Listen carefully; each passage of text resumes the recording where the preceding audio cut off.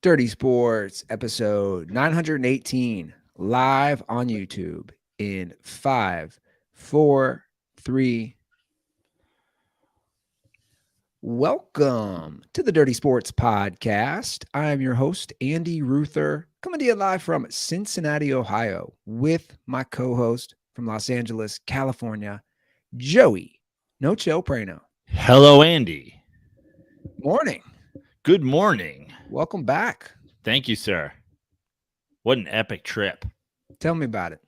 Oh, man. First of all, Montana, gorgeous. Get in there on Friday. My buddy, Dr. Pete, picks me up at the airport. He's already got our rental car.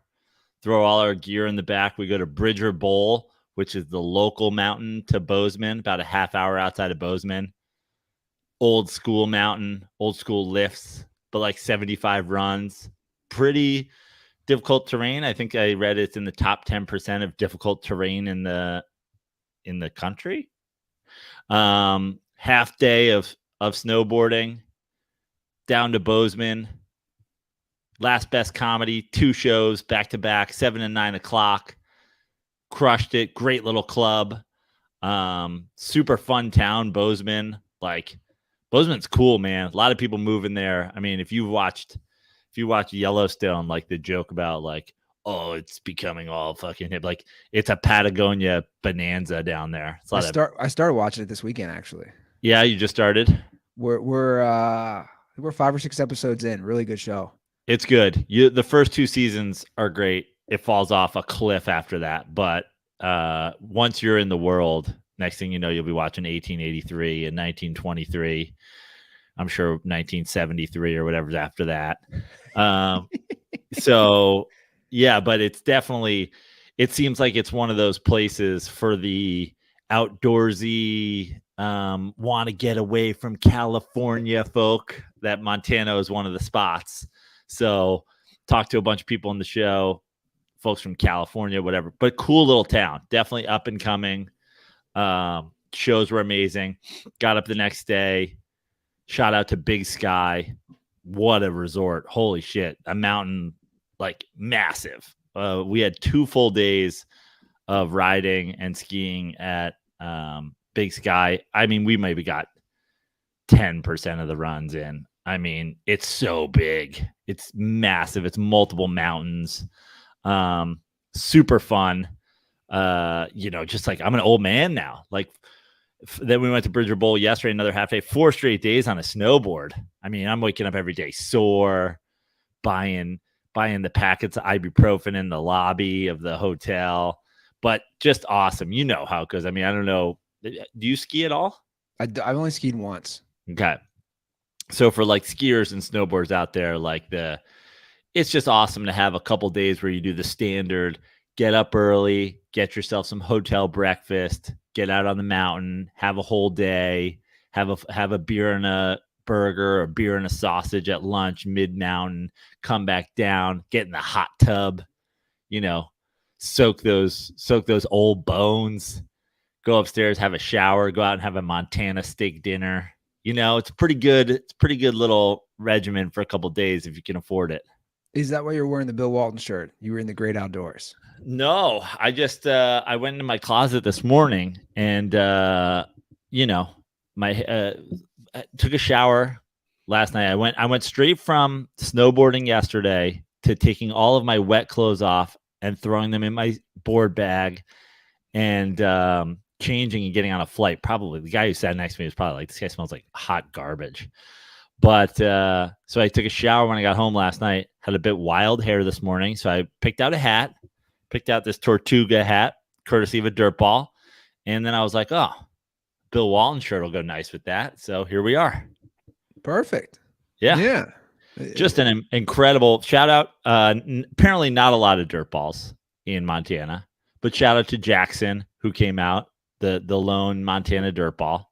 Unless other dirt balls came and didn't say hello. I think it was just a one dirt ball show. No John Dutton? You didn't see John Dutton in the audience? No John Dutton. Anybody with the branding, the Y branding in the audience? We went to a ranch steakhouse on Sunday night.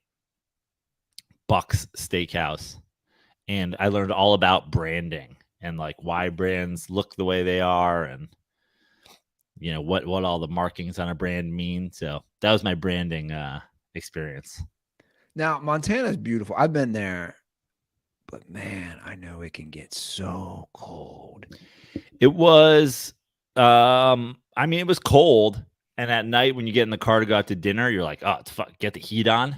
But during the day, you're looking at high 20s, low 30s, but you're in the sun and you're doing, you're doing runs. Like, I was never cold on the mountain. Any Phil Jackson sighting out there? No Phil Jackson sightings. When you're on the backside of Big Sky, you face the Yellowstone Club, which is a fairly new private ski club. And apparently Tom Brady is a member. There's actually a run called Quarterback Sneak. I think that's Tom Brady's favorite run. So I was trying to spot Brady. And I know our boy. We have a friend who works with Justin Timberlake. So I was looking. He has a house there. I was looking out for Timberlake. Yeah, that seems to be the spot now, right? Like everybody's always talking about Montana, which is hilarious because it's been there forever. Yeah. Like it just became a thing over the last 10 years. Well, I've been promoting obviously Last Best Comedy, and I found out there's a lot of Last Best there because the unofficial state nickname for Montana is Last Best Place. It's the last best place. Interesting. I like it. That's cool, man. Well, Yeah. I'm glad you had a good trip. It really is just beautiful country out there. And I've only been there once and I haven't seen, it's a whole thing to explore. I'm sure the whole state, because there's just so much to it. Yeah. And now that I'm into Yellowstone, makes me want to go back and maybe murder somebody. Yeah. No. Did we just get demonetized? Did YouTube just demonetize us? I don't know. I don't know how all that works. I don't Are you either. allowed to say the word? Are you allowed to say the M word? I think it's unalive someone. That's what all the streamers say. Yeah. Well, you got an extra day of a little vacay, and we'll hop into some things. Obviously, gave an extra day for.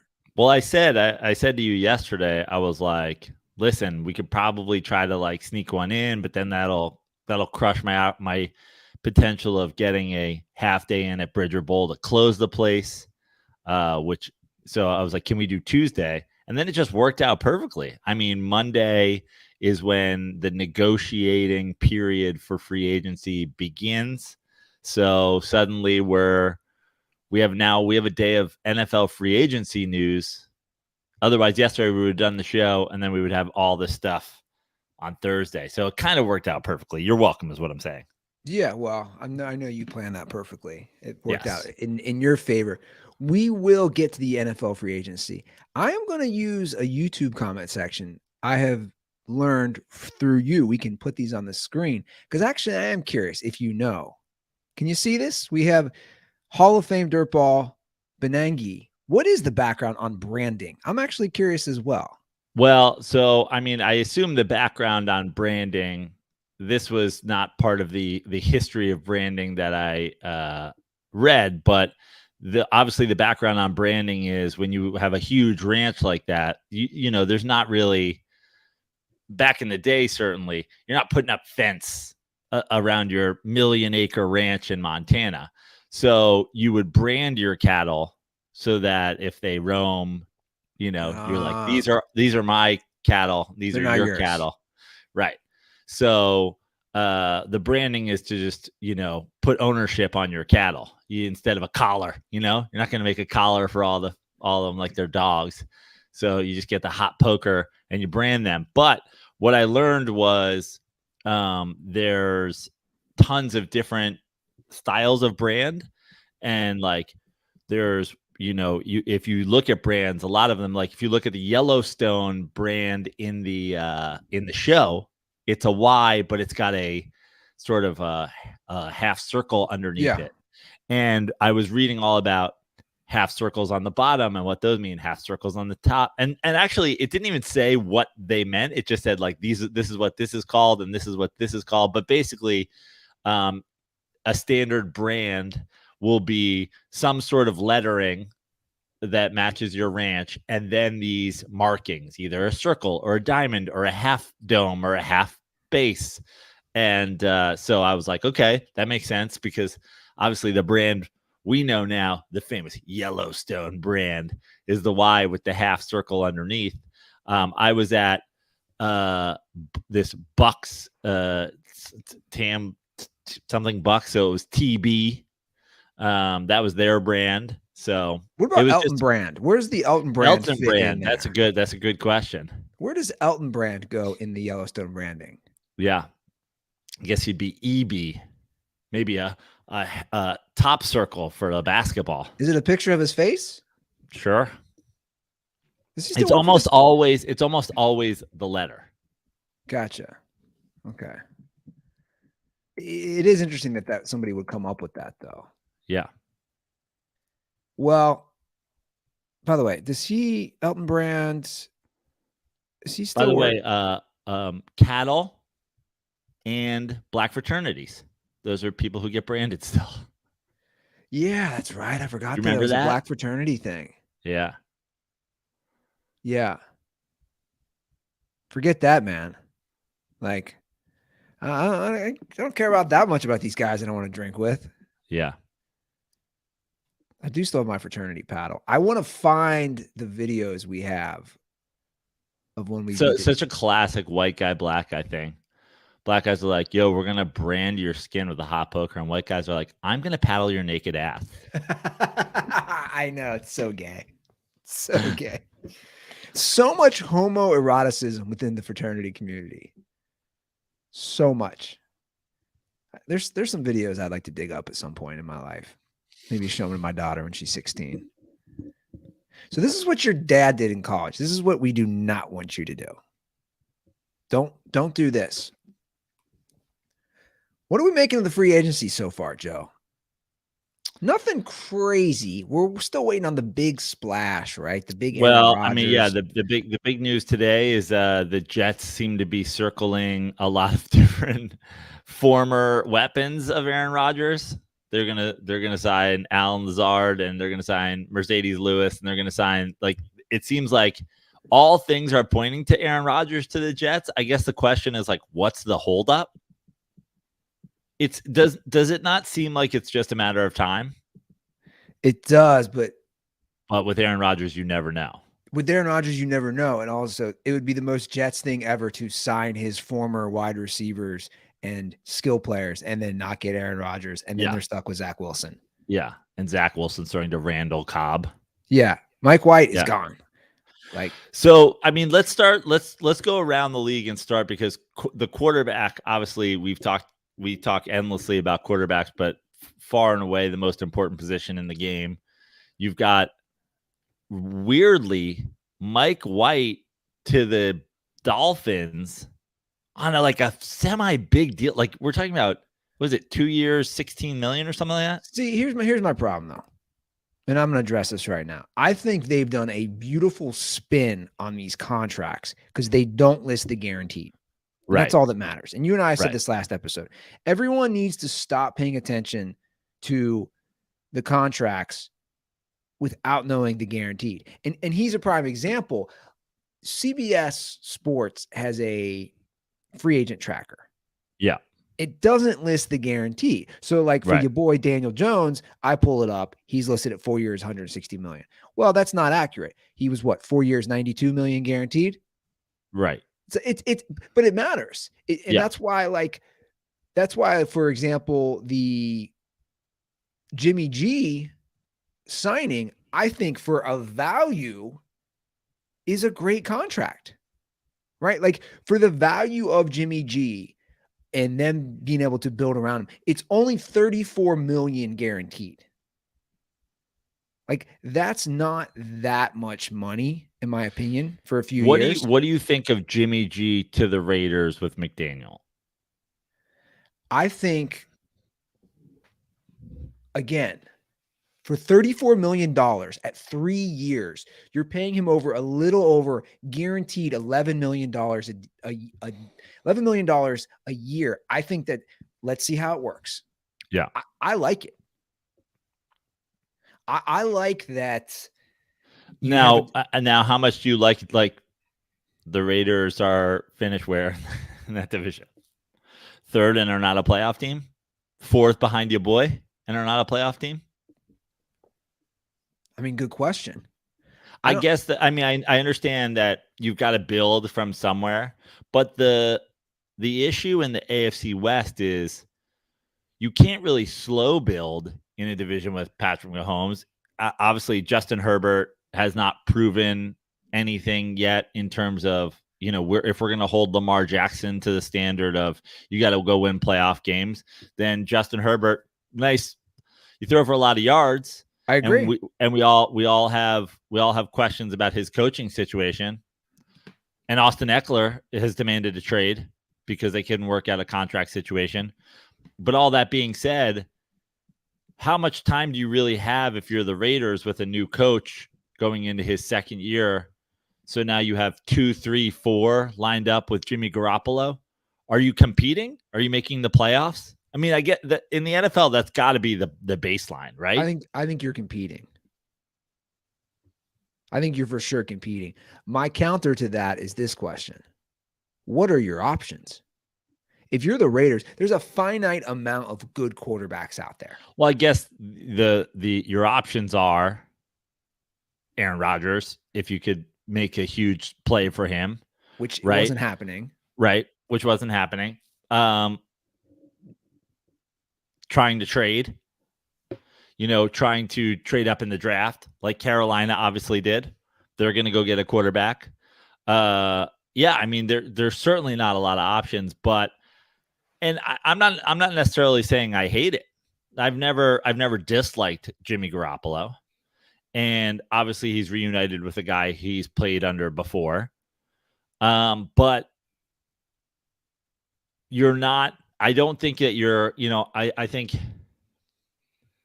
a borderline playoff team, we've talked about it before. Like, what does that really make you? Well, here's what I think they need to do. If with the Jimmy G signing, they have Josh Jacobs another year. He's got the franchise tag, right? So you have a good running game. You have a good receiver. They have a good receiver in Devontae Adams.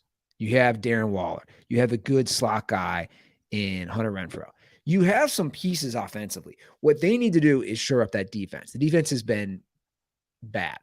I would say that if you're the Raiders, right? Like I talked about with the Giants last year, and everybody's like, how come it's a Super Bowl or bust league, but you're jacking off that they win a playoff game? It's because you have to start somewhere, and obviously that starting somewhere for the Giants is we like this. We think we can build on this. Let's pay the quarterback. Let's tag Saquon. Let's go out and get people.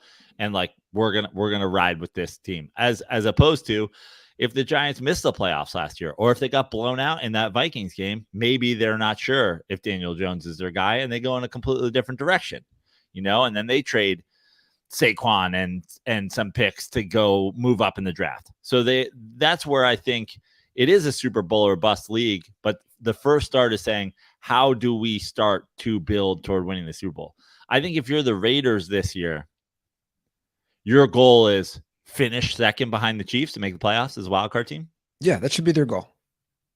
I mean, obviously their goal in the locker room is going to be win the AFC West and win the Super Bowl. But I think if you want to believe in Josh McDaniel, I'd like to see that you outcoach Brandon Staley with potentially a better roster.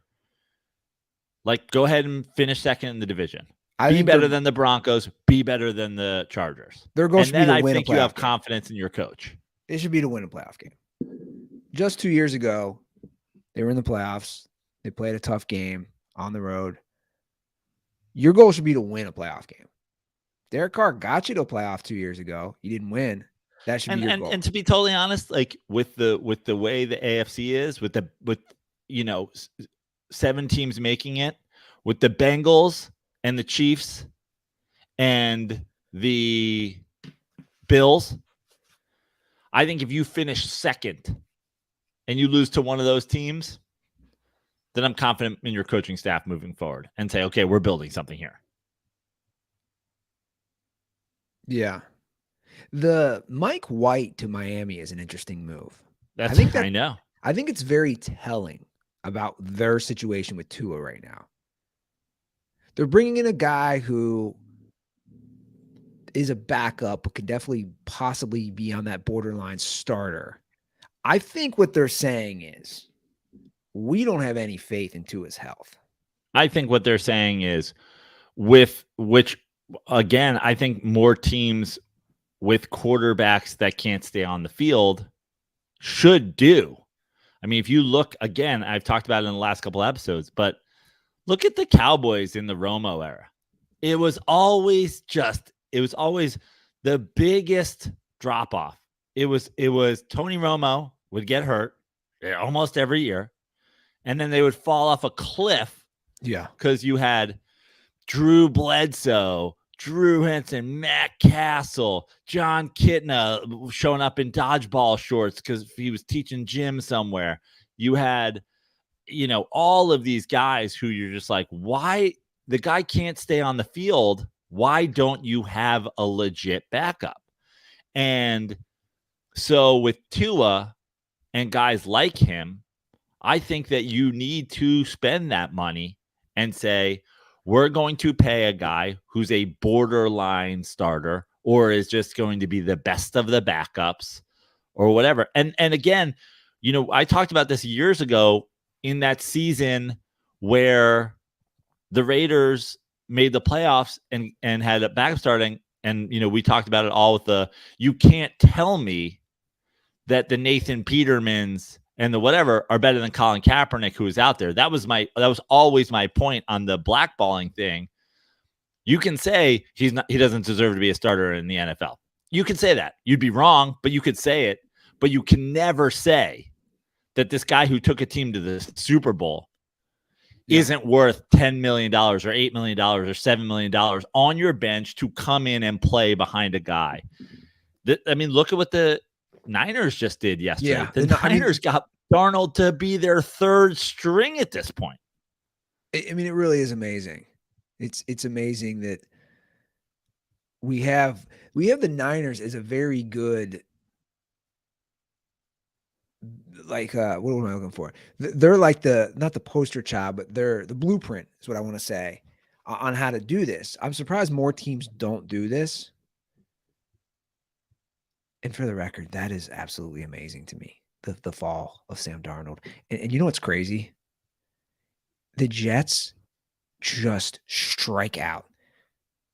They had Sam Darnold and they had Zach Wilson within how many years apart as top 5 quarterback picks? Both were bust pretty instantly.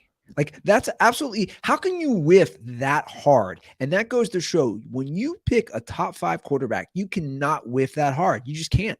You got to hit one of them. Which, again, is, a shout out to my boy Collar Aronofsky, but that's the entire basis for the bet is like the Jets have been so fucking bad at quarterback for so fucking long that the idea of a Jets quarterback coming in and winning 10 games in a season is insane. And it's also why everybody wanted to kill Ryan Fitzpatrick for his week 17 game. And it's like the guy won 10 games for the Jets. Not only should you not be saying he's not good, you should have a bearded stadium outside MetLife. You guys get top 5 picks and the guys don't win 4 games. They were 3 years apart. Darnold picked 3rd, Wilson picked 2nd. It's truly amazing that you could whiff that badly on those guys. Now, if they get Aaron Rodgers, game changer. Absolutely. With that defense, you got some nice weapons, got some young weapons. You got a defensive-minded coach who seems to have a system that the players have bought in. Everyone is pitching for him, right? All his all the current Jets players, they're making it known they want Aaron Rodgers. I don't know what's going to happen with Zach Wilson. I don't know what would happen after that. He's just left a sitting duck, but the AFC would get so interesting if Aaron Rodgers went to the Jets. Yeah. That division with the Dolphins, now they have Jalen Ramsey.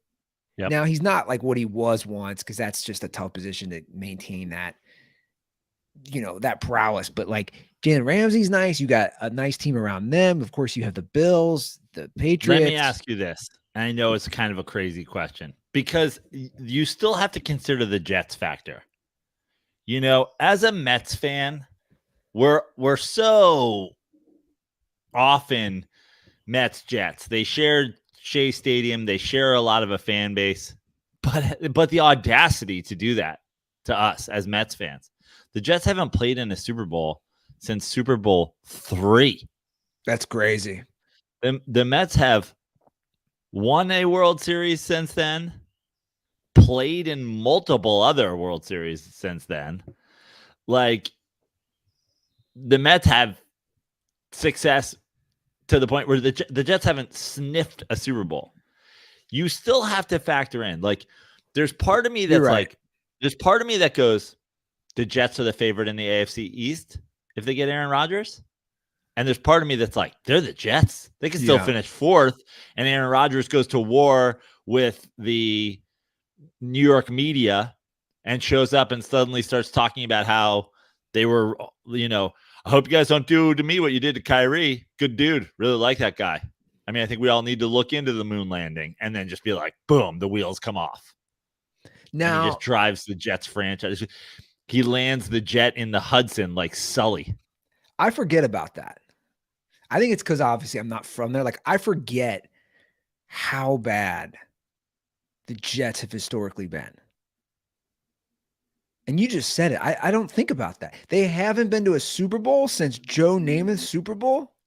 And what's funny about the Jets is the Jets, like, shittiness there's always been a counterpart. I mean, in the 80s, they were like, we hate Dan Marino. Yeah, because he lights you guys up. Then in the 90s, it's like Jim Kelly's going to the Super Bowl every year. Then for the last 20 years, Tom Brady's just owning the division.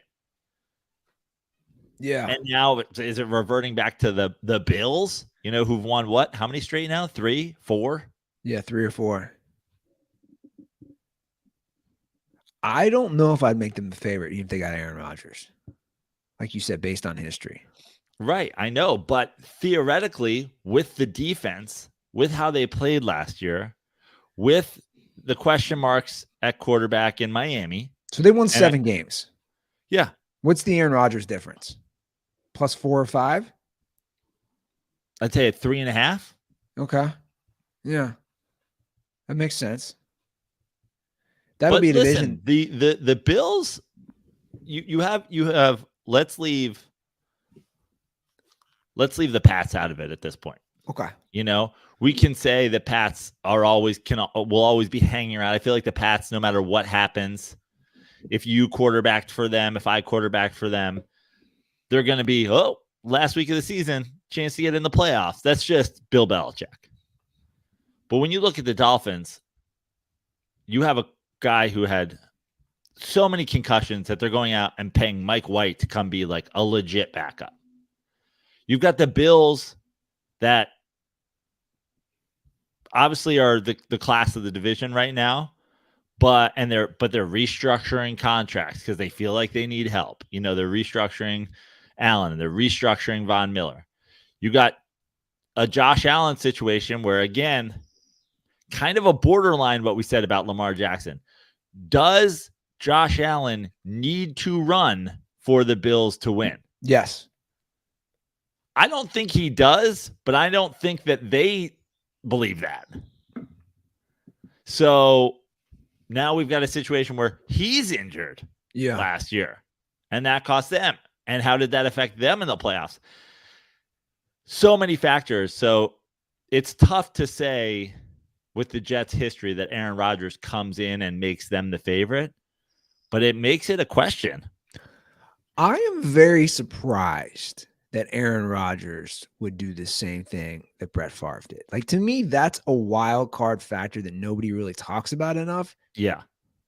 Because Aaron Rodgers he's a guy who does his own thing. We all know this. And he's become more and more eccentric as he's gotten older. Do you think that's a holdup in this situation? Do you think part of it is him not wanting to? And by the way, is the path there for him to also end up on the Vikings 3 years from now when the Vikings finally give up on Kirk Cousins? That'd be hilarious. Let me ask you this. Do you think that the Vikings are the favorite in the entire NFC if they got Aaron Rodgers? Without a doubt. Actually, no. Take that back. I'm not going to say without a doubt. Niners are really good, man. They finished ahead of the Niners last year. Or they didn't finish it, but they were right there. They were a game. The Eagles, now we'll see what happens in free agency. The Eagles are good. The Eagles, by the way, I mean, this is just so glorious for me as a Giants fan. Let me pull up this stat. I don't know if you saw it yesterday. This tweet, I believe, was it a Schefter tweet?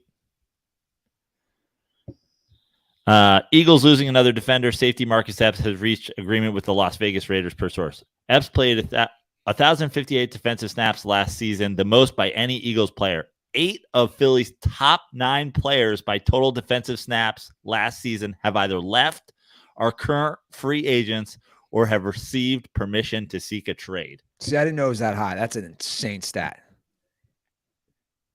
8 of their 9. 8 of their 9 top players by snap on defense. Wow. Because I was talking with a dirtball the other day who... So they might have been a one-hit wonder? I'm just saying, I talked to a dirtball, they're going to own the NFC East. Not even the NFC East. He said they're going to own the NFC. The NFC for a decade. And I go, they're already planning for the Jalen Hurts extension. They're already planning for it. Yeah. I was watching the NFL Network. Obviously, it's prime time to watch it. And they were having a discussion. It was Rich Eisen and Maurice Jones-Drew and I forget, maybe Scott Pioli, former GM. And they were debating who should get the most guaranteed as far as not Patrick Mahomes, Justin Herbert, Jalen Hurts, and Joe Burrow. Now, 2 of the 3 said Burrow. Maurice Jones-Drew said Jalen Hurts, which I was like, I don't like why. But it is interesting because if they throw that money, because he is a guy just like Lamar, you've shown you need to run for your game. See, I think he has a better arm. No one is on that level that Lamar Jackson is right now. I think Lamar Jackson is the current Cam Newton, whereas there's absolutely no sign that he can win without running. Correct. And he's been injured because of it. I'd almost put Josh Allen second right now in that grouping, and that's on the Bills. And you know, I don't know, is that Dable being gone, or is that something that Dable just truly believed and left as part of his legacy? And that scares the shit out of me with Daniel Jones, as we talked about last episode. Is Dable just a new NFL head coach where it's like, you do what you got to do to win, and if he gets hurt, he gets hurt? I think that's ludicrous and insane. But third, probably behind that, you know, I'd say it's Lamar, Josh Allen, Daniel Jones, and then probably Jalen Hurts in that second group, or maybe the fourth one, because you would think with how good the Eagles were and how they outclassed their competition for a lot of the season, mean, if you look at the way people were predicting the Niners to win that playoff game, which I still think they had a great chance of doing if Brock Purdy had stayed in the game. But if you look at the teams they beat during the regular season and the teams that they lost to and the way they would beat them, they had so many teams outclassed just by roster that the fact that they ran Jalen Hurts as much as they did is questionable because he ends up hurt. So how much? Here's the thing about Jalen Hurts. How much do you pay a guy who has to run? I don't know if he is actually nearing the point where I don't know if he has to run. I think he's really progressed that much as a passer. I'll just say it. He outplayed Patrick Mahomes in the Super Bowl. I think he did. I really do. Like now it's a team game. He also had a huge turnover that was a game changer. He did. Now it's a team game. It's a good point. I just think he played a really, really, really good Super Bowl. I don't know. It's going to be interesting. Now the Lamar Jackson situation. But let's stay on Jalen Hurts for 1 second. So everybody's talking about these numbers and forget the guarantee. Forget who should have more guaranteed. Like obviously, I think Joe Burrow is the best of those three quarterbacks. And if everything was fair, who should get the most money? The guy who is the best. So, cap situations aside, or Joe Burrow taking less money for his receivers or whatever the situation may be. If we know what Patrick Mahomes got, let's also take Deshaun Watson's contract, ludicrous and dumb, out of the situation. Let's take Kyler. Like we've seen that with Lamar Jackson, right? We've seen him comparing himself to guys who got dumb contracts and now not being able to get a dumb contract. But if you're the Eagles, what do you give Jalen Hurts? Where do you think you cross a threshold of now hurting yourself? I mean, if Daniel Jones' contract is whatever it is guaranteed, but 4 years, 100, he's making $40 million. How much does Jalen Hurts ask for? And at what point is it not worth it?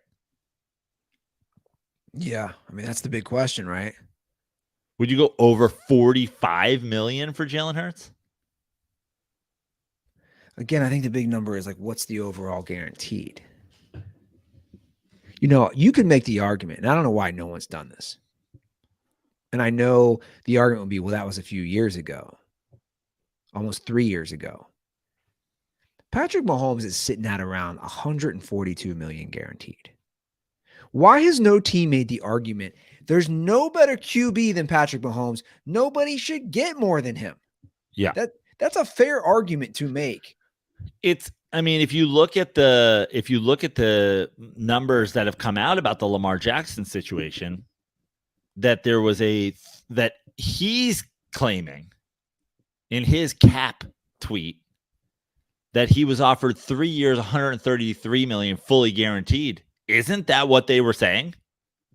Yeah. So isn't that essentially exactly what they were saying? We're not going to give you what Patrick Mahomes got guaranteed, but we're going to give you pretty close, and it's going to be fully guaranteed for 3 years. So I don't know how many years it was, but he was offered, and Adam Schefter brought this up again on his podcast. He said Lamar was offered $133 million due at signing. The contract also had injury guarantees that brought the guarantees to 170. Injury incentives, like non-injury incentives, essentially. Correct. Health incentives. So the Ravens wisely, as we've been saying, said, okay, we'll give you $133 million. And again, this is last September. $133 million guaranteed. If you stay on the field for all 17 games, I don't know how many years that was, it doesn't say, but we'll bump that up to $175 million. That's a lot of money. $42 million to stay on the field. And it also had what he lists as a springing guarantee. Not sure what that means. That would have brought the value for the contract guaranteed to $200 million.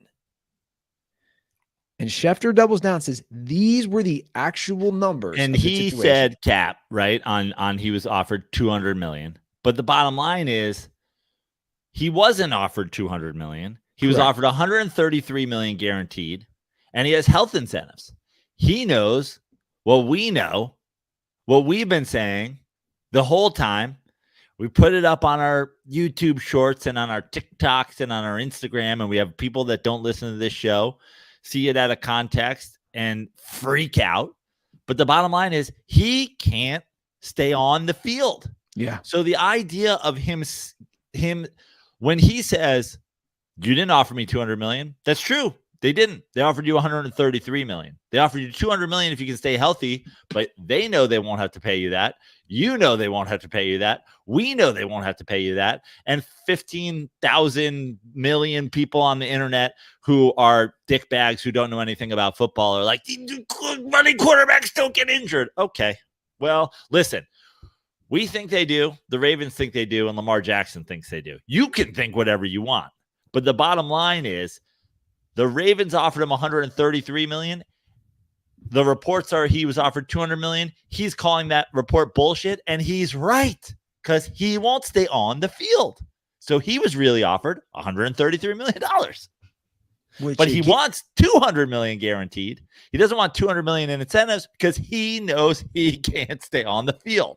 Which again, if I'm an agent, or I'm sorry, if I'm a team, I don't know why more teams are not bringing up Patrick Mahomes' deal. Patrick Mahomes got $141.4 million guaranteed.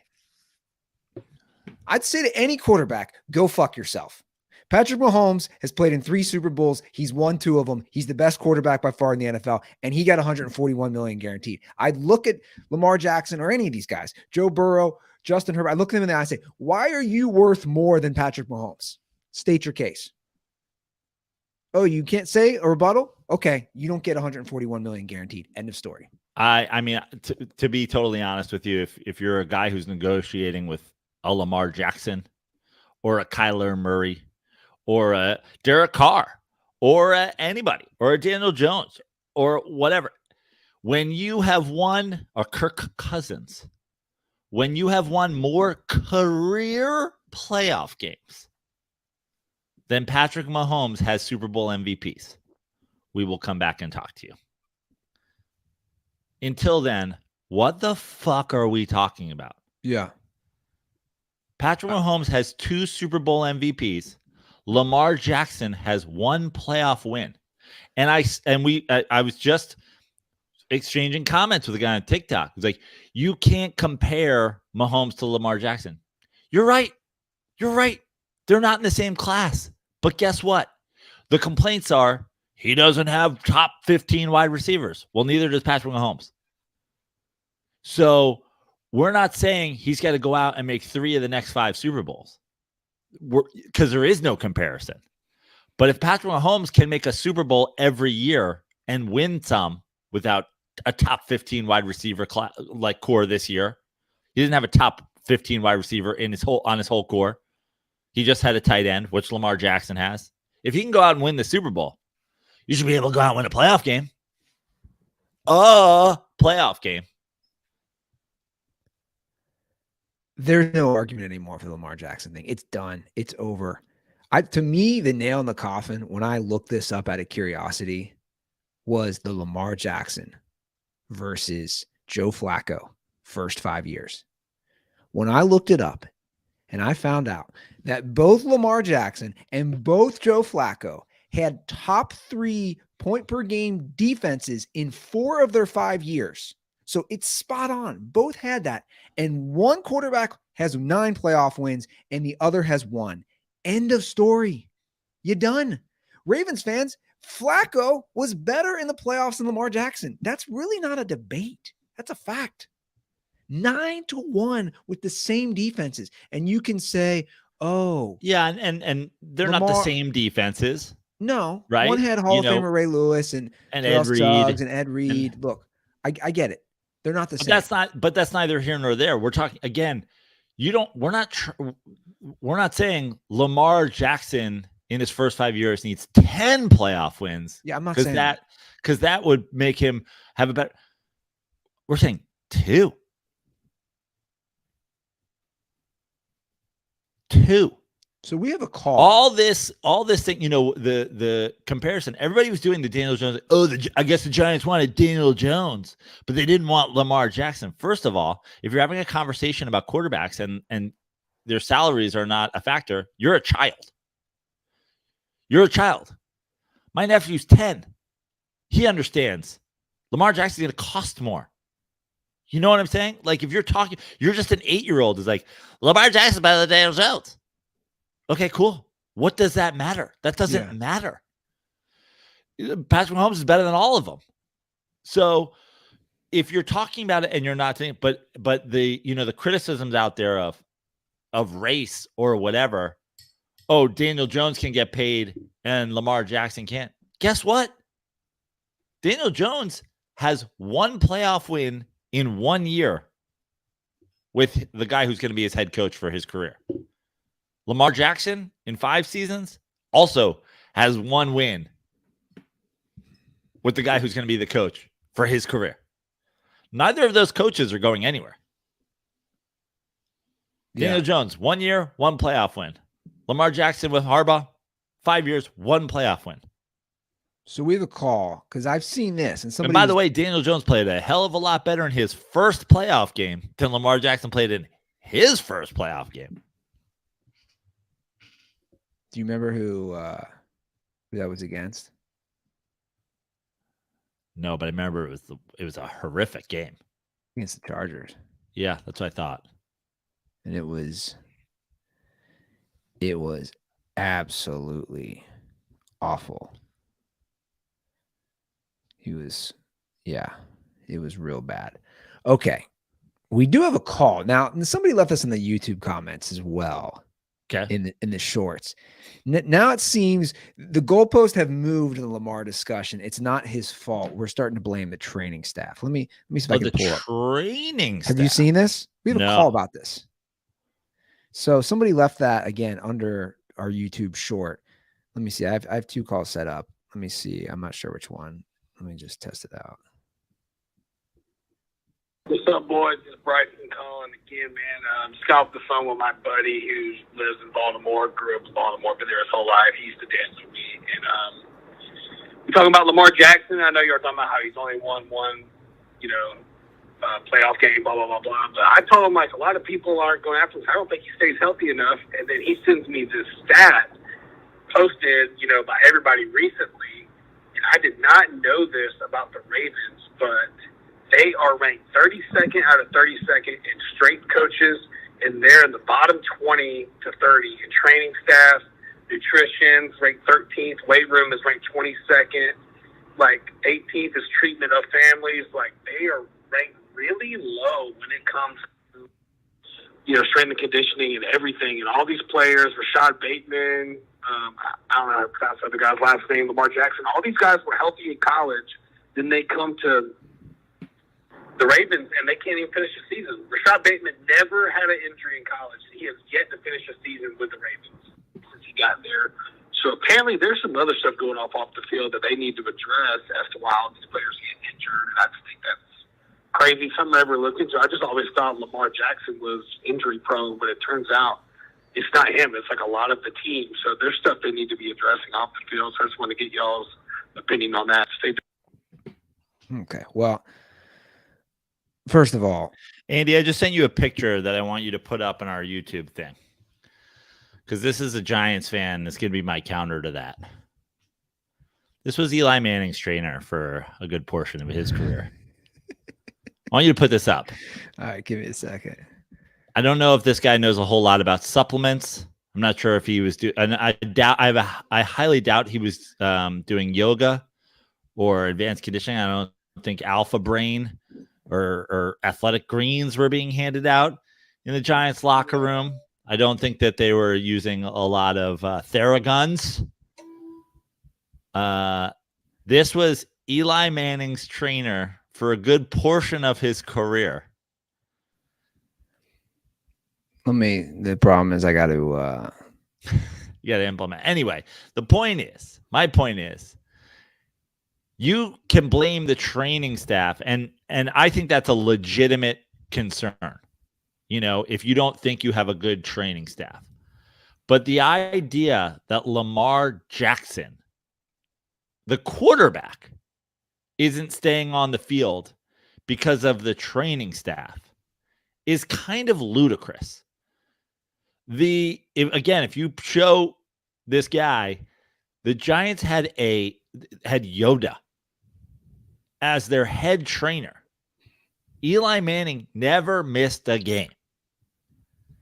Peyton Manning never missed a game.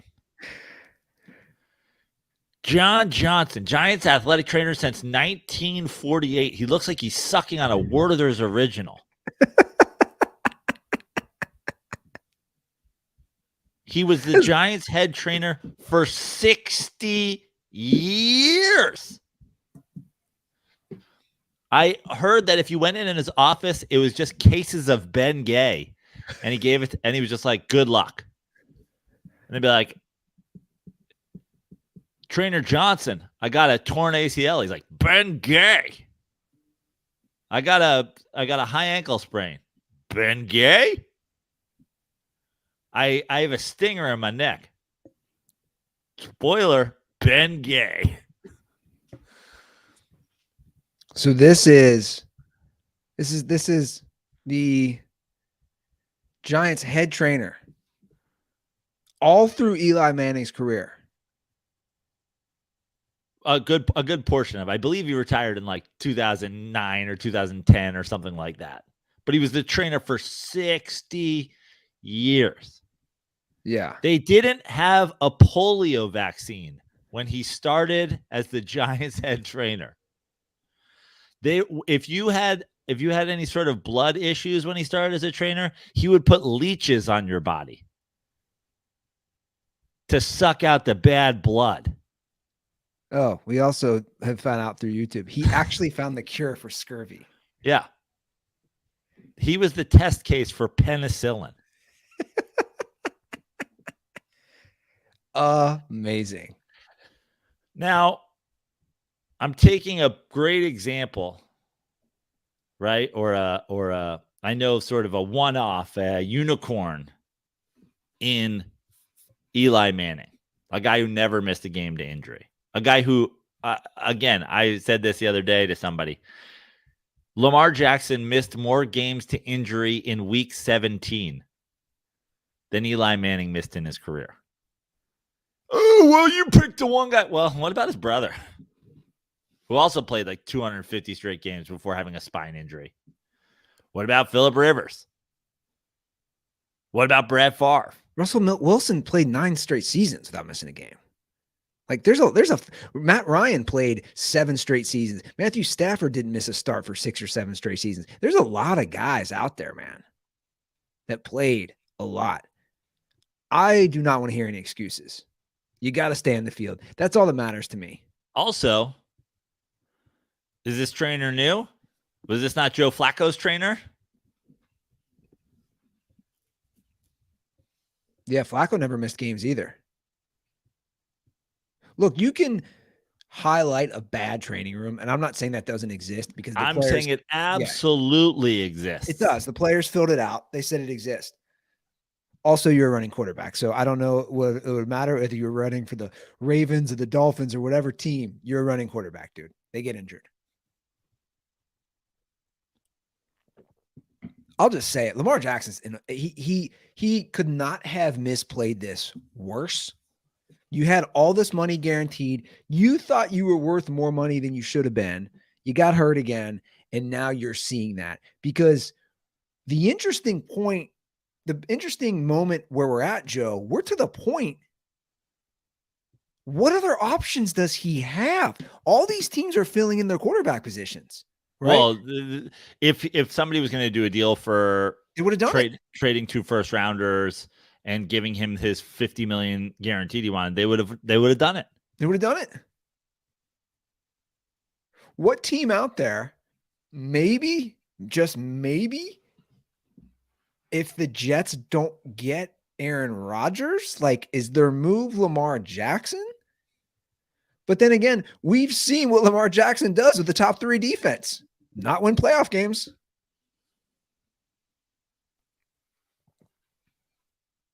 he is going to have to go back to Baltimore with his tail between his legs. That's the only other option. Now, what do you make of Carolina trading up to get the number 1 pick? I like it. I don't know who they have their eye on. I haven't watched enough college football.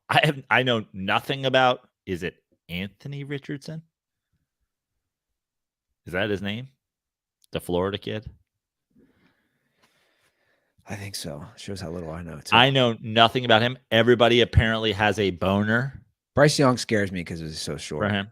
I like Bryce Young. He's great. In me watching Bryce Young play, I think he's going to be really good. Now, I think when you look at a guy like that in terms of size, I don't like that. I wouldn't want him to go. Oh my God. Can I just have a breaking news? Yeah, of course. I don't have the news, but I'll just read this. Huge trade coming. Giants. You're gonna be pumped. What? Was this personally sent to you? This was personally sent to me. Interesting. Breaking news.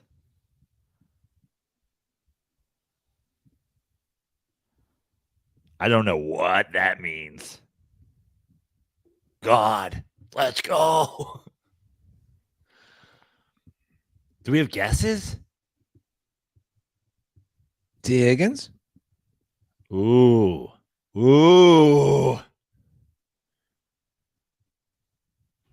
like that. I mean, that'd be a nice receiver. Like, really nice. I don't know. I mean, what do you think? I have no idea. I'm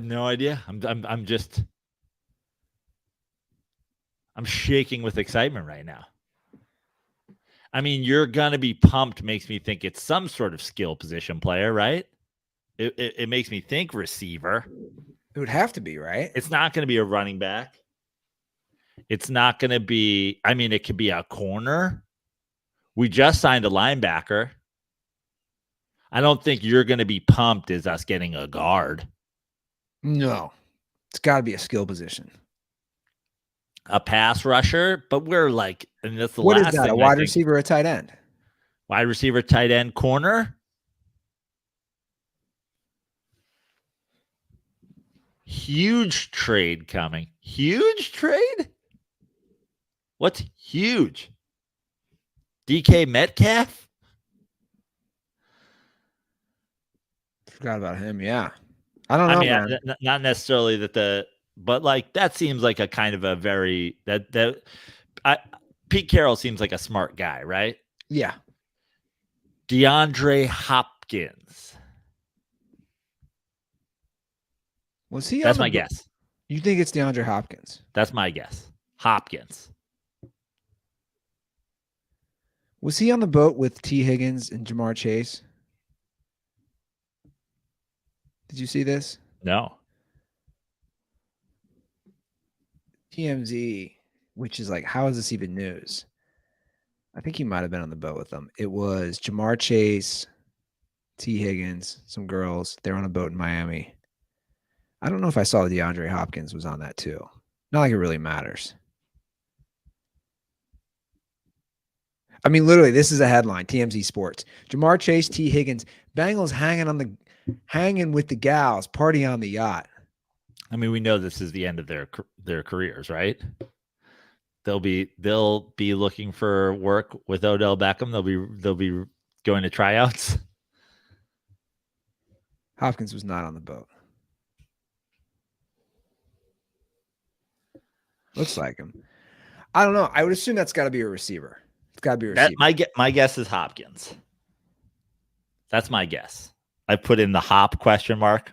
Mikey's going harder. Offense or defense? Tell me. You can't tease it out there like that. I don't have it. I'm just giving you answers. I'm saying you can't be teased like that. I know. I agree. But, you can't. Also, it's a dangerous game. You can't be telling a guy currently doing a live podcast. No. Can you imagine we have it first? First reported. Schefter? Rappaport? Ruther? Joey No Chill? Well, to be continued on that, right? Yeah, to be continued. I forget what we were talking about. I just got super we were excited. just talking about the Panthers and trading up, and it looks like I finally know who they want to take. I have a feeling it's Richardson, but obviously it could be anything. I like Bryce Young. My fear with Bryce Young is a guy with that size. You don't want to put a guy with that, like with his size, on a shit team and then just gets beat up for a while. You know, I wouldn't like to see that. I mean, look, that's a division, right, where it's open. Totally. And we all know it's not going to be Jameis Winston who's going to be the quarterback for the Saints anymore. Because it looks like he's going to be a backup, even though people who literally write books and write novels. Dude, your boy Jameis 101 just wrote back a novel. Novel. I just pulled it up in DMs after what I wrote to him. I just snap where I'm like, you're a loser, literally. Because at this point, it's nice that it's finally happened, but Jameis Winston nearing a deal, or is it official? Is it official? It's official. He's signed up to be the backup for the Saints. He is the backup quarterback for the Saints. He's accepted it. It's not a quarterback competition. They go out and they sign Derek Carr, played with Dennis Allen. He's clearly their starter. Jameis Winston has not tested his value. He is happy being the backup quarterback on the Saints, which leaves some crazy people out there, but really one person, truly one person and his minions now believe in Jameis Winston more than Jameis Winston believes in Jameis Winston. I want to, you know what? I'm just going to put it on the screen. I'm just done with this guy. Why am I holding back not showing his DMs on the screen? Yeah. Why are you? Why am I holding back? Because I want the dirtballs to see. Wow. 4 minutes ago, what? Giants are trading for Raiders tight end Darren Waller per sources. Giants are sending a 3rd round pick number 100 to Las Vegas for tight end Darren Waller. What? Darren Waller for a 3rd rounder? It's a nice little weapon. It's a nice little weapon.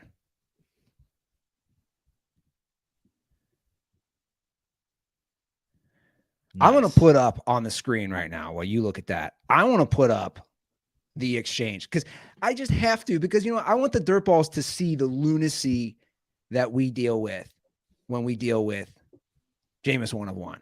And now I can walk away. You're right. Joe can walk away, and we should. I get too much enjoyment off of it. It's pure lunacy. I'm gonna have to put on my glasses so I can read this. Okay. I'll read what I wrote. He always does the pray for yourself crap. Or I pray for you.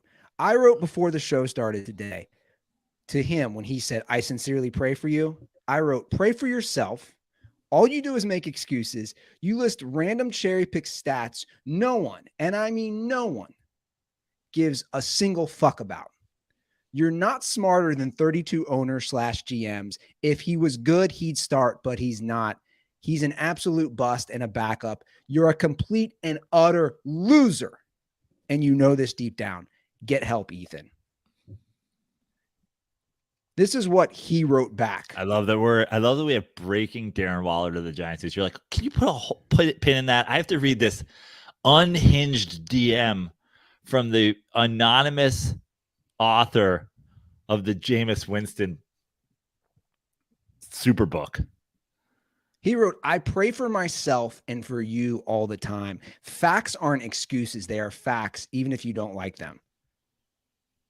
The stats I use are used by all GMs. Jason Light used to basically quote from my book when he spoke about JW publicly, but torn ACLs and broken backs means more and cancel out many stats. Obviously, what? This is where I love it. Not to brag, but I actually highly. Can you scroll down on the screen so we can read this, or is that not possible? I am scrolling down the screen. Is it not? It's okay. Is it not? No, that's all right though. You know what? Fuck this. You're right. This is just goes on and on. This guy. So what's the move here, Prano? What's the move with who? With Jameis 1 of 1? Like, there's no move. What? There's no move. Like, at what point do we just like back off completely? I've never seen someone so crazy. Like, as far as like, you're so unhinged that you think you're a GM. Yeah. But how much does Aaron Waller really help? Like where do you think that puts the Giants? Well, I would like to see, obviously, so the Giants signed Sterling Shepard, which, you can't really count on. But at this point, the Giants have a wide receiving core that is pretty, I mean, tell me if you agree with me, but the way Isaiah Hodgins played last year, you pencil him into one of your 3 wide receiver positions? I mean, I do. Yeah. I do. So I've got Isaiah Hodgins penciled into a wide receiver spot. Sterling Shepard, they signed him. You're going to assume that they hope that he can play. So you got Shepard, Hodgins, Waller. Their other tight end, whose name is escaping me right now, that got the eye thing, Bellinger, good player. I think the Giants are a move for that other wide receiver spot away from having actually a nice little core. I mean, I know you can't count on Sterling Shepard being productive, but I think that they believe in him. I think Isaiah Hodgins, if he's your 3rd wide receiver, the way he played last year, I'd love, if I was, the Chiefs, or if I was the Dolphins, or if I was the Jets or whatever, like a guy like that is your 3rd guy. If suddenly they were like, hey, we want to sign this guy and make him our 3rd guy, I would be stoked if I was one of those teams. So I think obviously I think that they're still a number 1 receiver away from having a really good skill group when you include Saquon. But the tight end position, man, it's so huge in the NFL. And Waller's a good one. Yeah, it's really important. So important. I'm shocked. Well, the Raiders obviously in rebuild mode, but I'm shocked they got rid of him. He's got a good story, obviously. He battled a lot of addiction. He's a great story. Now, he's been injury prone. We talk about the last few years. Missed 5 games, and last year missed 11. For that, back-to-back 1,000-yard seasons. You got to keep him on the field. Yeah. That's going to be the big thing for him. Stay healthy. No doubt about that. Well, we'll watch it as it develops. At this point, if you look at the top free agents, most are signed. Teams are figuring things out. And we'll hopefully have an Aaron Rodgers update on Friday. I'm about to fire off a Jameis tweet. I think it's time. I just DM'd him again. I can't resist. Just a DM'd a loser gif. You know what? You know what gets to me? Why it gets me so annoyed is because he tries to take a moral high ground. When people try to take moral high grounds, there's nothing I hate more than that. Like you're this just moral Jesus and God, like that shit gets to me. Like that's anybody who, dude, believe what you want to believe. I don't care. That doesn't bother me. Anybody wants to believe in any religion, that's cool. Don't act like you're better than me. Or don't act like when you did an awful crime, those type of athletes and those type of people, suddenly you found Jesus, so you're so good. Cool, dude. You found Jesus after you murdered 2 people. Good for you. Don't act like you're better. Yeah, you found Jesus after you sexually assaulted a bunch of people in college and stole from a Publix. Yeah. Don't act like you're better. I don't want to hear about it. What do you think is what's the standout move of the free agency period so far to you? It's a good question. I don't know. I don't know if I have one right now. You're not a Patrick Peterson to the Steelers. Nah, he's old, washed up. Yeah, I shouldn't say what. He's just older. Yeah, you just have such a finite lifeline in the Nicky D. I saw tweeted about it. He was very excited.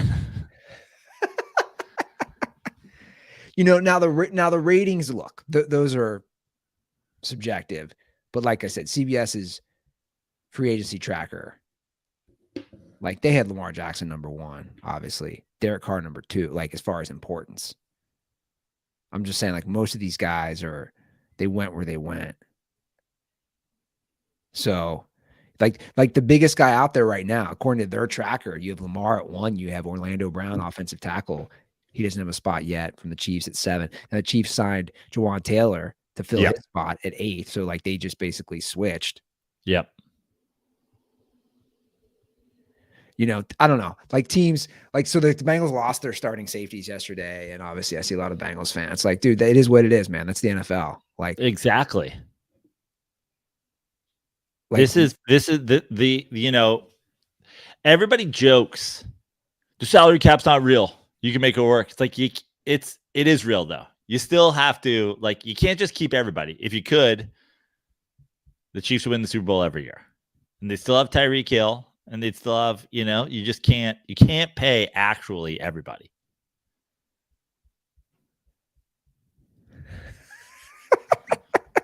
I see what you just did on our Twitter feed. Yeah. I had it saved in the draft, so it was quick. It was a quick tweet. It'll never die, will it?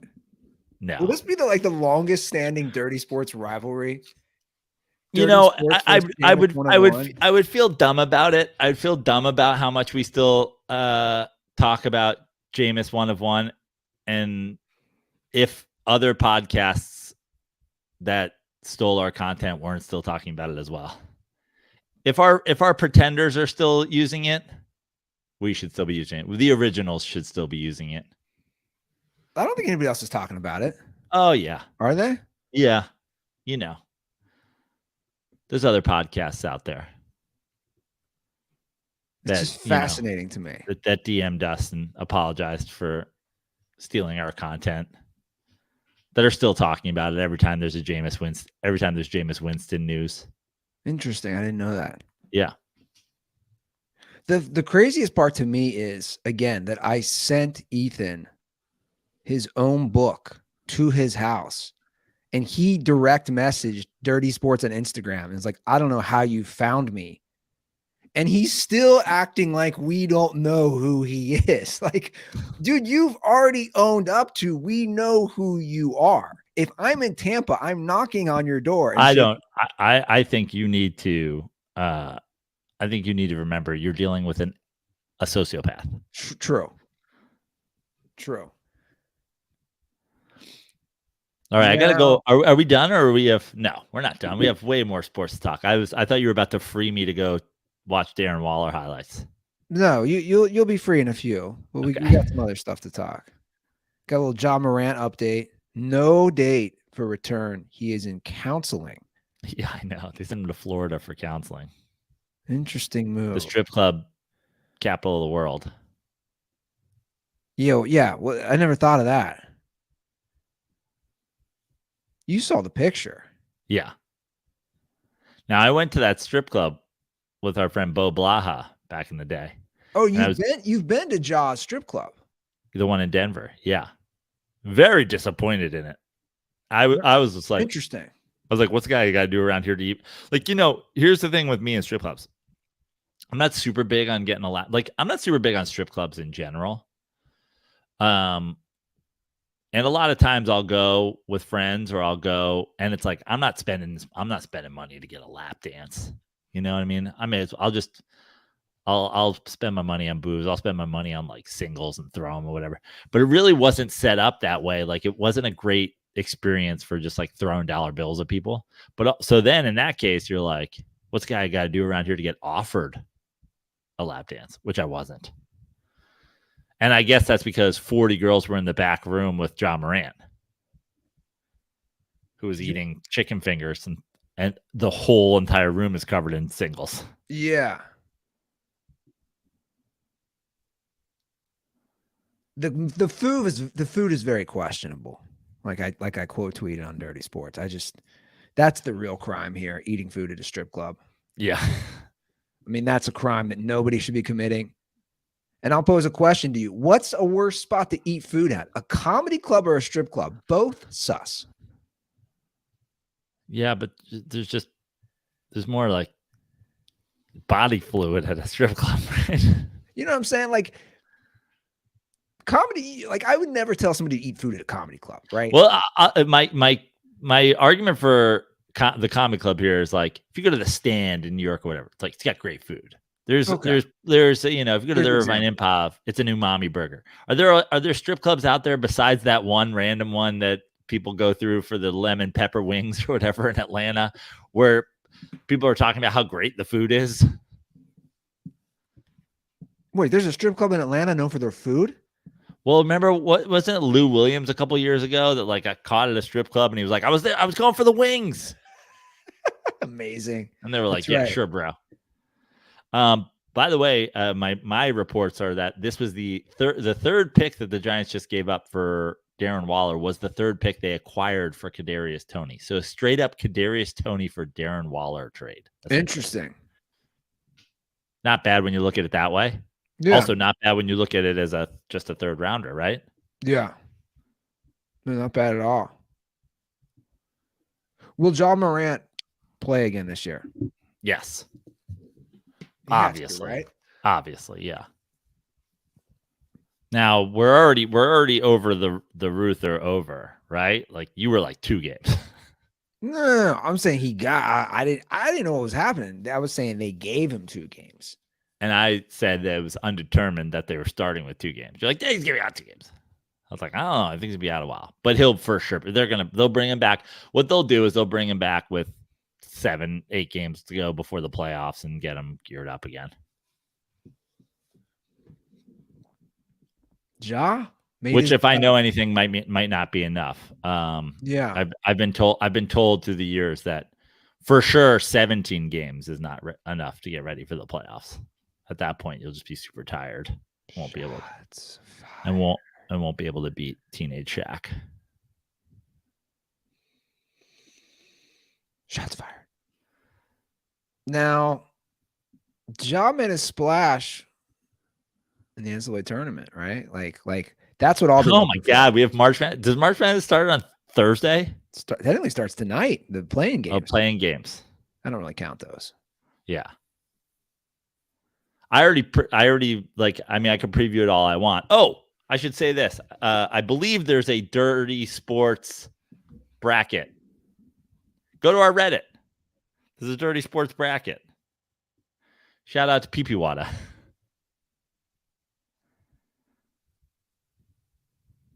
Yeah, I see that. First link comment is posted on the subreddit. I'm only in if it's ran by Mac and first place gets $1,000. Great reference.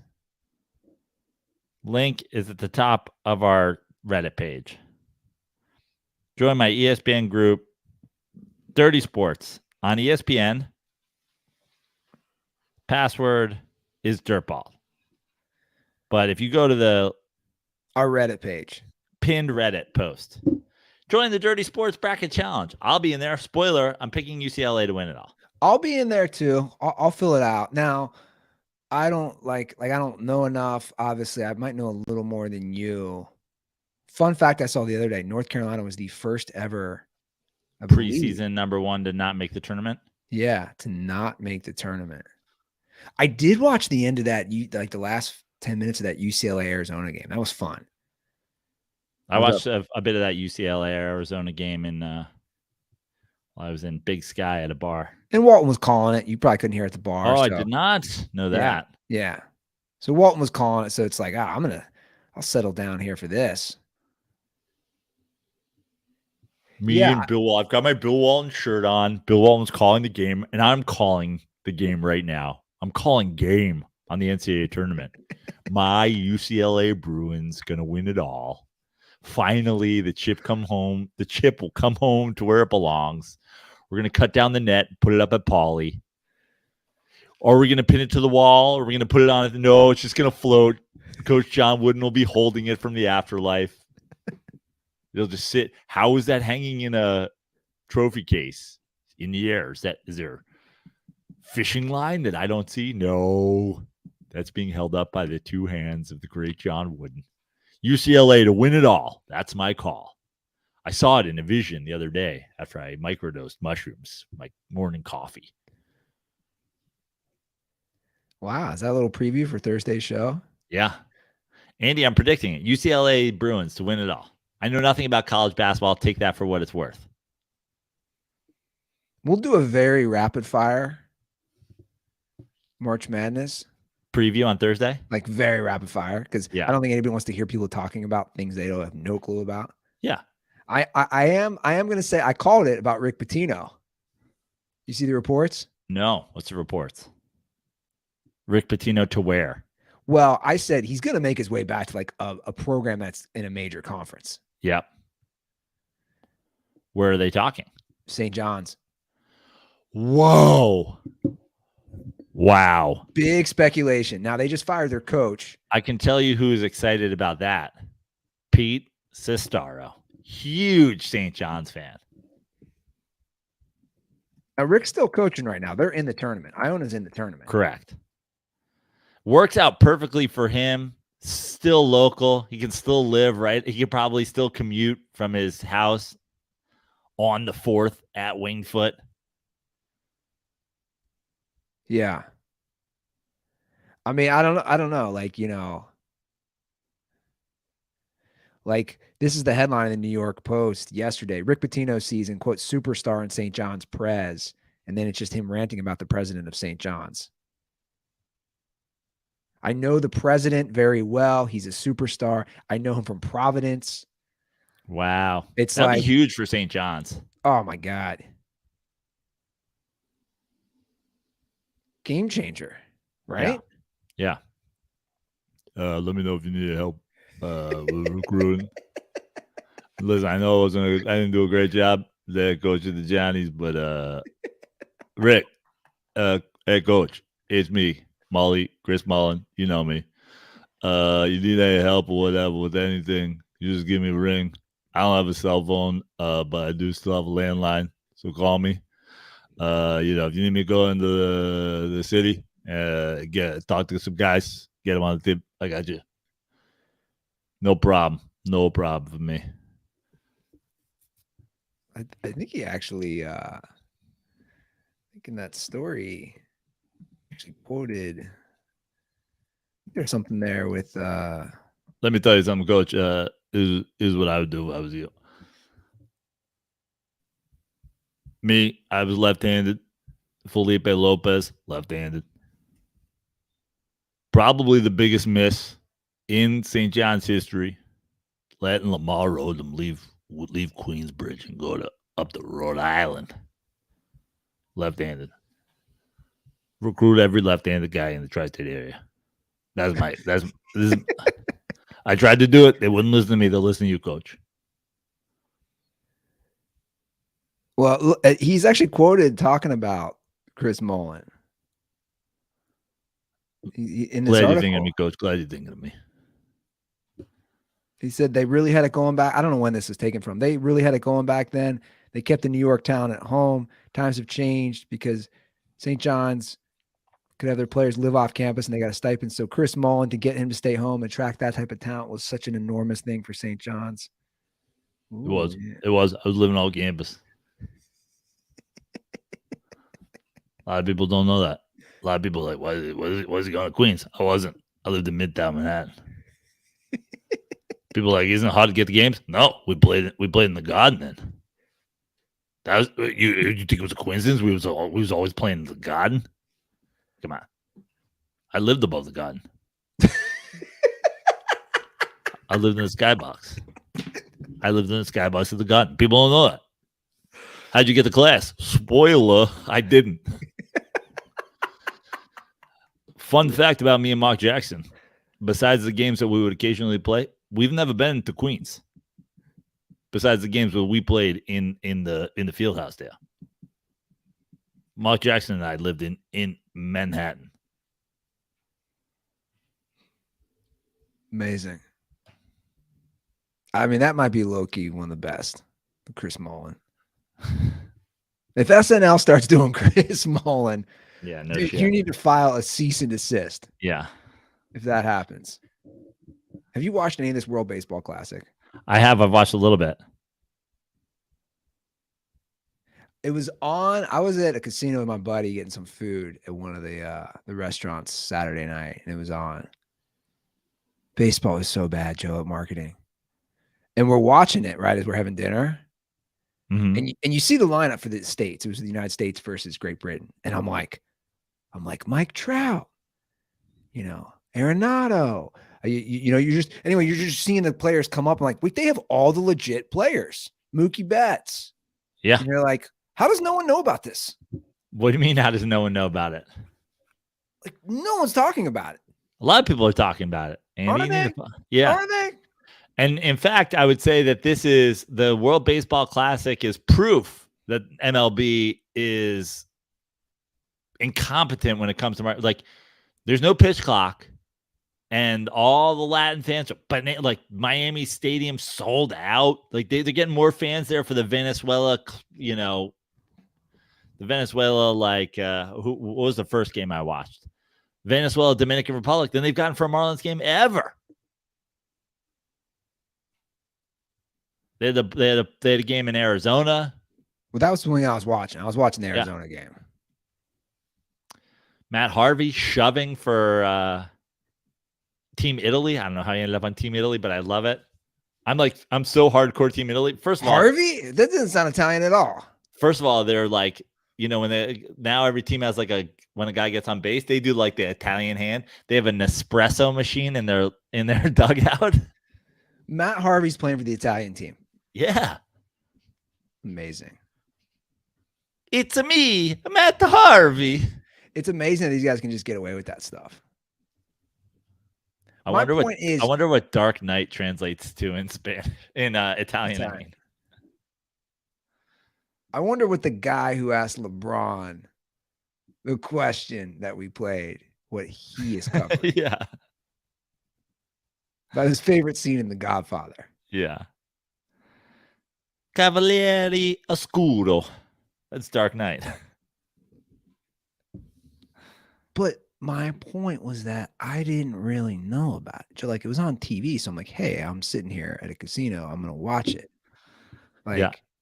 Not that. Well, not I think it'll. First of all, it's the early. It's pool play, so I think you'll see more and more as we get into the quarterfinals and the semifinals and the finals. But I watched a bunch of World Baseball Classic in my hotel while I was on the ski trip. But that's my point. Like you're sitting down. You're not like this isn't anything anybody cares about. Like who cares about the World Baseball Classic outside of like diehard baseball fans? Whereas normally if you're doing I wouldn't even know. Yeah, who cares about anything? Who cares about? I just feel like the marketing again to me. I was shocked to see all the legit players from the States. I was like, wow, they got like all the players. Yeah. They have MVPs. They have former MVPs. Yeah. I mean, they don't have a lot of the pitchers, but yeah. Because Wainwright was pitching. Yeah. The game I was watching. So that game in Miami was just packed. Yeah. See, I didn't see that. That's interesting. It was crazy. And the games in Japan are packed. Yeah, I can see that. That's a bucket list for me. going to a Japanese baseball game. You know, I was just talking about that with my buddy Dr. Pete. I said that's our next ski trip. I was like, spring Japan skiing, Japanese baseball, sushi, surfing, Japan. Happy endings. Sure. Throw that in, right? Which is also what you guys should. I mean, you should probably offer that to guys. They were offering that us in the 80s as well. So, Rick, I feel like you know a couple girls, Rick. Don't make them go to Queens for it. Give us a ring. Midtown, midday, mid-job, if you know what I mean. Give us a ring if you've had a good happy ending story. 310-359-8365.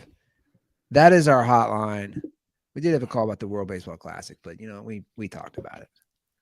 I was shocked. We had a call about it. The call was, who do you think is going to win? It's a great question. I don't know. I mean, I think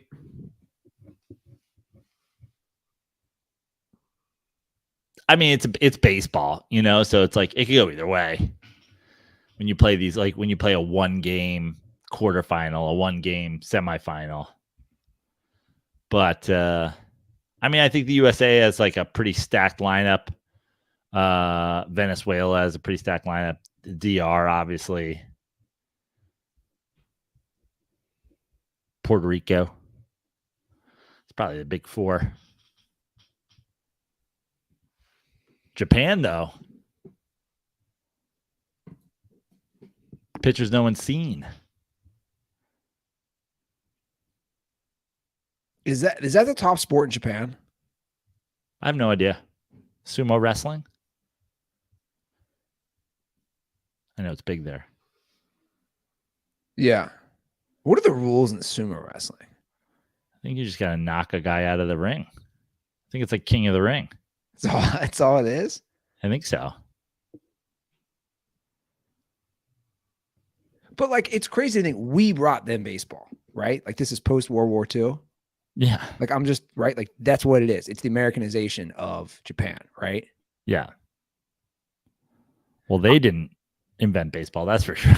No, but my point is, like, that to me is the bar to get, like, if baseball is like, hey, we brought this whole area, all these different areas of the world, and like popularize it. Why can we not recreate the popularity within our own country that invented it?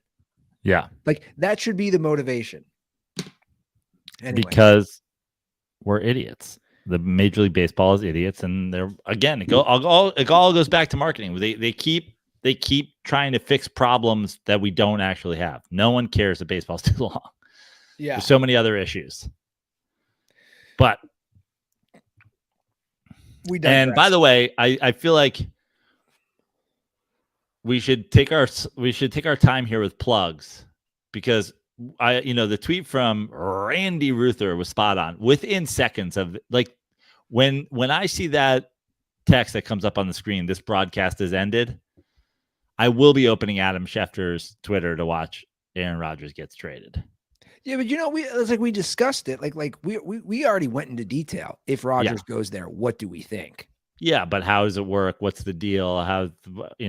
We're hedging our bets on that. Yeah. And he's going to go there.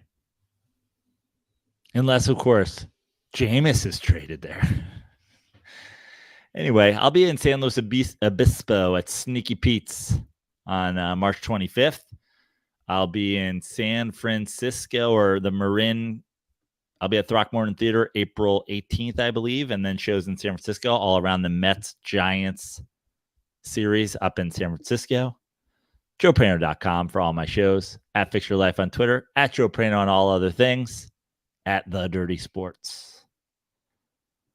Did you mention his wish list, right, Aaron Rodgers? No, what was his wish list? Aaron Rodgers has provided the New York Jets with a wish list of free agents he would like them to target.